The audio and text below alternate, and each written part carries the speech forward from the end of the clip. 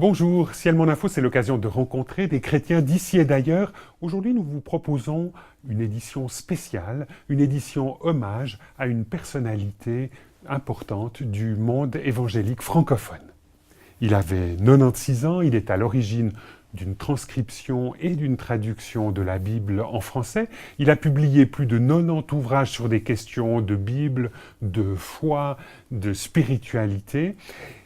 Alfred Kuhn s'est éteint le 6 avril dernier. Avec l'équipe de Ciel Mon Info, nous avions eu l'occasion de le rencontrer dans les locaux de ce qui s'appelait à l'époque l'Institut biblique et missionnaire Emmaüs, aujourd'hui la HET Pro. Alors, hommage à un instituteur qui est devenu un grand vulgarisateur de la Bible.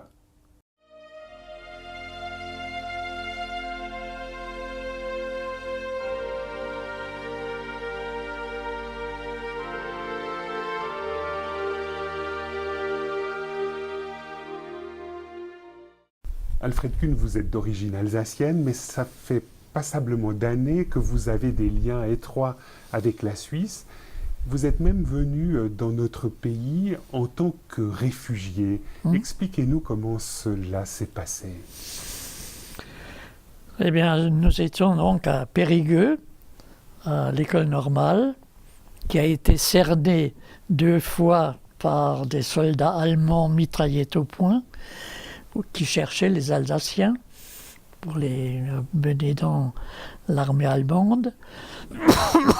Et on s'est dit que c'était le moment de partir. Alors on est parti pendant les vacances de Pâques. On a passé la frontière clandestinement par-dessus les barbelés. Donc ça, c'était dans la région de Genève. Dans la région de Genève. Et ça s'est fait facilement ou vous avez, lorsque vous repensez à cela, vous avez quelques craintes, vous ressentez des émotions très fortes?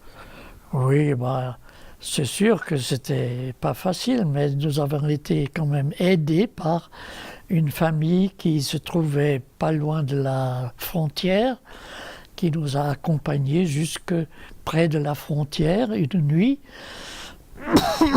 On a passé par-dessus, on a rejoint un frère de cet ami qui se trouvait dans les environs de Genève, qui nous a, le lendemain, conduit jusqu'au train, à la première station après Cornavin, qui était surveillée.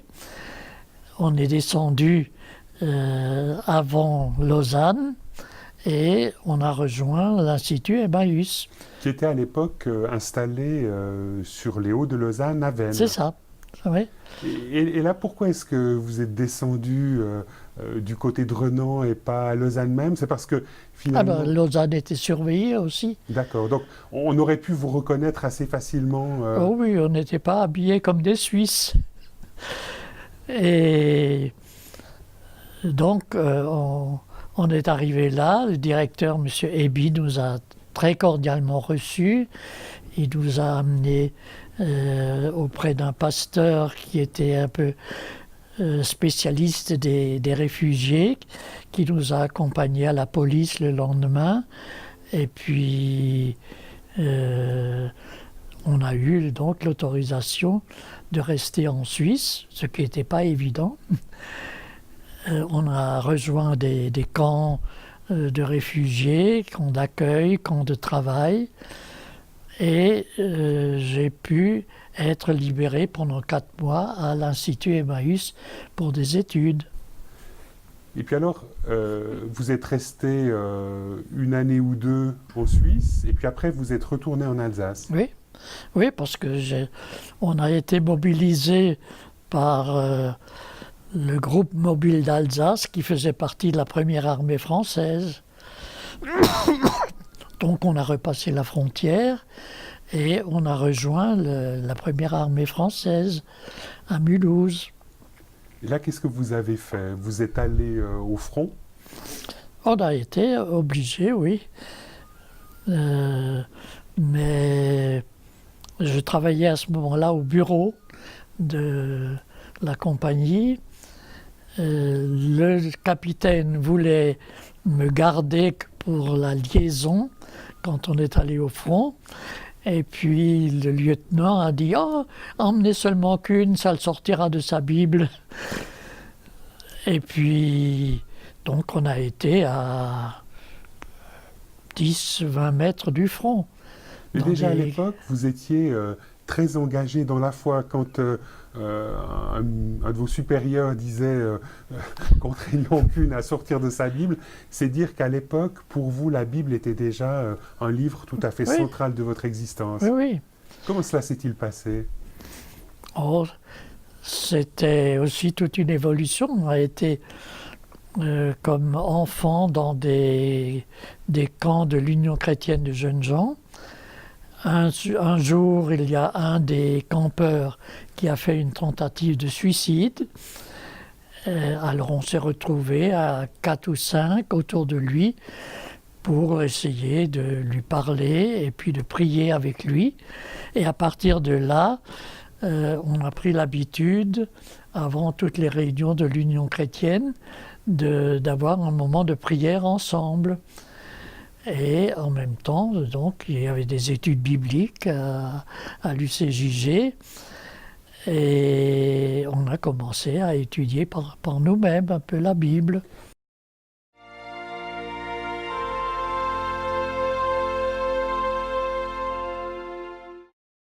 Alfred Kuhn, nous sommes ici dans le cadre de la bibliothèque de l'Institut biblique et missionnaire Emmaüs à Saint-Légier, dans le canton de Vaud, en Suisse.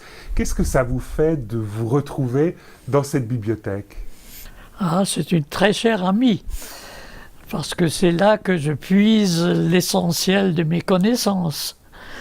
D'ailleurs, d'une façon générale, mon enseignement a été surtout fait par des livres.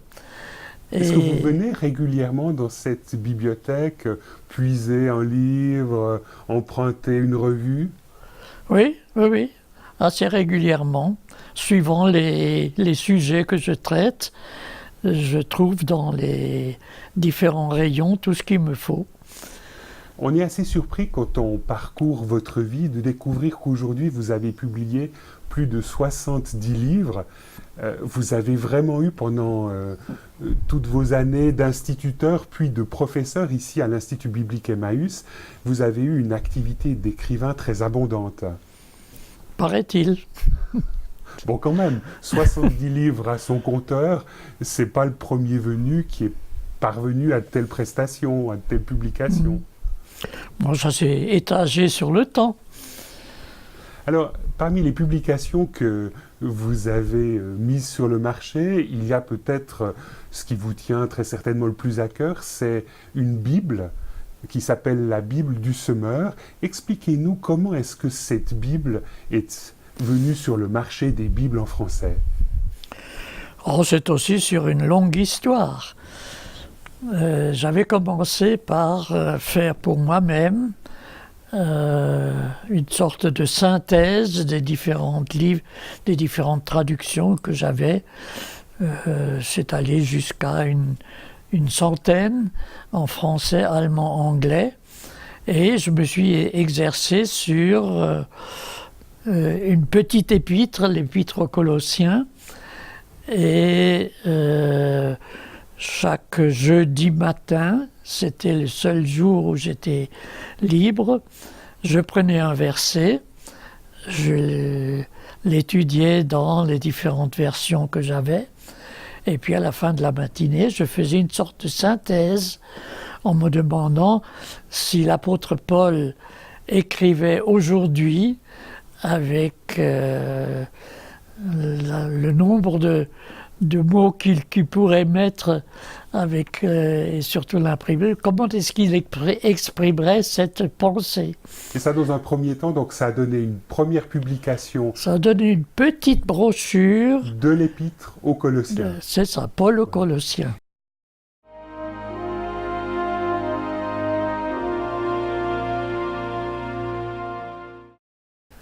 Est-ce que, depuis, vous avez publié beaucoup d'autres ouvrages, est-ce qu'il y en a un que vous affectionnez tout particulièrement? Oh, je les aime tous. Vous les aimez tous. Mais c'est sûr que dans le tas, je vois la vie de l'apôtre Paul, par exemple. Donc vous avez le publié message. plusieurs biographies de figures bibliques. Et Oui. celle de l'apôtre Paul vous tient à cœur. Oui, oui. Oui, parce que c'était là une principale source d'inspiration. Les premières traductions, transcriptions que j'ai faites, c'était des épîtres de l'apôtre Paul. Et puis, je trouve que c'est une figure qui est très proche de nous.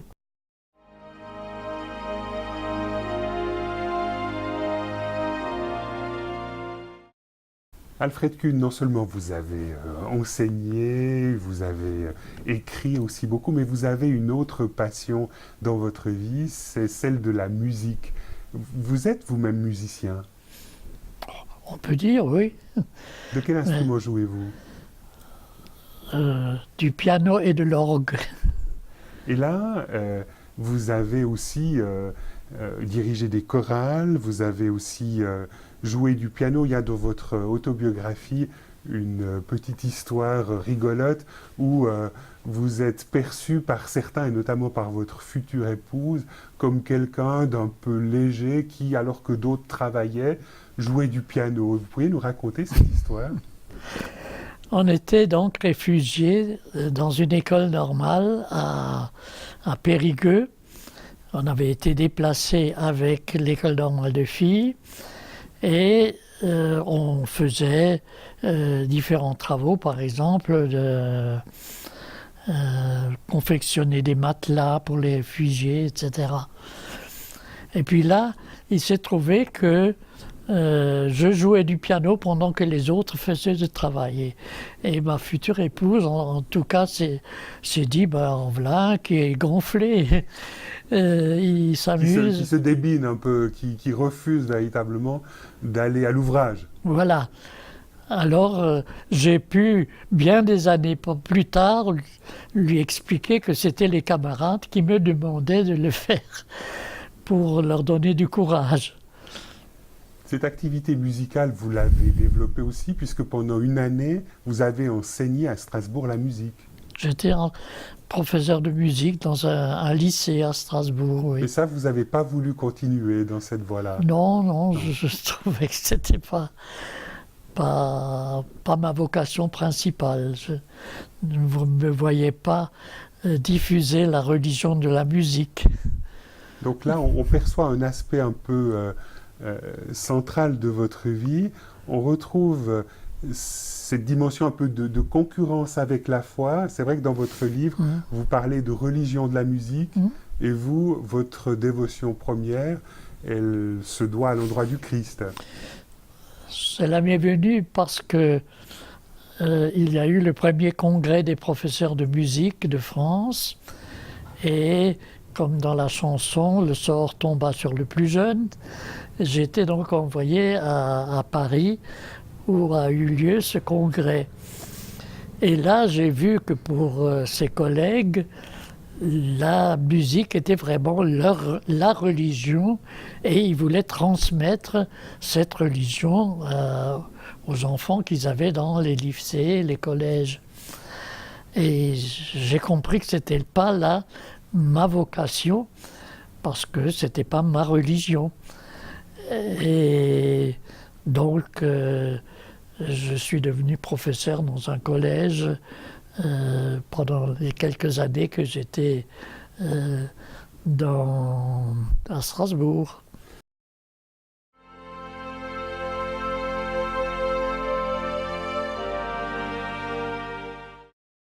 Alfred Kuhn, lorsqu'on parcourt votre autobiographie, lorsqu'on vous entend, on perçoit bien que la personne du Christ est centrale pour vous dans votre vie. Concrètement, qu'est-ce qu'il représente pour vous? C'est mon sauveur et mon Seigneur. Mais bon, ça c'est un peu le langage habituel des chrétiens évangéliques, mais dans votre vie quotidienne, qu'est-ce que ça change que d'avoir le Christ, Jésus-Christ comme Seigneur et Sauveur? Eh bien, d'abord, je lui suis reconnaissant parce que quand je vois, par exemple, les gens autour de moi, il y a bien des choses dont je suis heureux d'être sauvé, d'être épargné, vous diriez? dispensé. Quoi donc, par exemple? De toutes les passions qui mènent le monde et dont je suis dispensé. Et concrètement, ces passions qui vous viennent à l'esprit, qui auraient peut-être été les vôtres si vous n'étiez pas devenu chrétien alors que vous étiez très jeune? Oh, j'aurais été certainement quelqu'un d'insupportable. Et et je ne sais pas quel aurait été mon parcours de vie, en tout cas pas celui que j'ai eu, qui m'a été dirigé quand même dans toutes les phases qu'on a évoquées. Alfred Kuhn, je crois que vous avez eu 2 enfants, Oui, et puis vous avez perdu votre fils Oui. très jeune. oui. Comment est-ce que vous avez vécu cela, justement dans cette perspective de relation avec le Christ?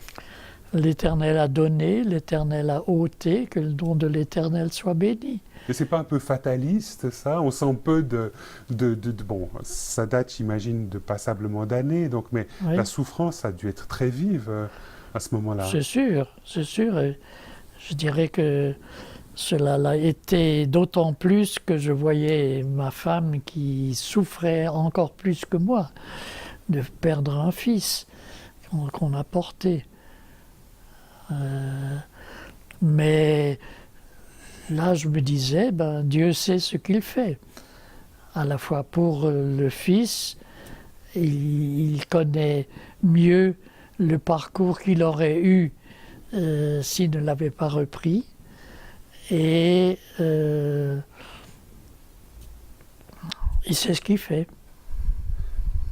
Dans votre autobiographie, vous dites qu'à de tels moments où vous avez perdu votre fils et votre épouse, vous lisiez le livre de Job. Oui, Est-ce que c'est un livre difficile, mais qui vous a aidé, qui vous a rejoint c'est durant sûr, ces périodes-là? c'est sûr, parce que je voyais comment Dieu veut que nous acceptions les épreuves qu'il nous envoie. Un peu à la manière de Job, c'est-à-dire quelqu'un qui reste disponible devant Dieu Oui, sans l'accuser de tous les maux. oui. Et ça a été possible facilement pour vous, ou bien il a fallu aussi parler avec d'autres, qu'on prie pour vous, qu'on vous accompagne C'est pour sûr que j'ai bénéficié de beaucoup de prières d'intercession, d'amis de toujours.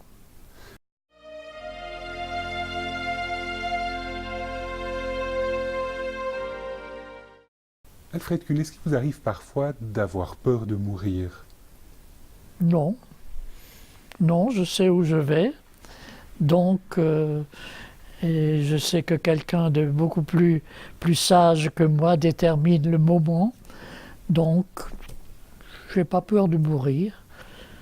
Par rapport à des personnes âgées que vous côtoyez peut-être, qui connaissent un certain stress, un certain questionnement existentiel, parfois très marqué, avec une peur qui est là face à la mort, comment est-ce que vous voyez la fin de vie de telles personnes?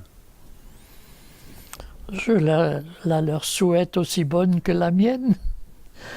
Mais Parce que finalement, bon, vous l'avez dit, mais c'est la foi qui vous permet de jeter cet autre regard, un regard beaucoup plus serein sur votre propre fin de vie. oui, oui, c'est sûr. C'est ce lien de communion avec le Seigneur qui est là, qui sera là jusqu'au moment de la mort, et puis qui s'épanouira après la mort. Et ça, vous en êtes convaincu, Oui, sans l'ombre d'un doute. sans l'ombre d'un doute.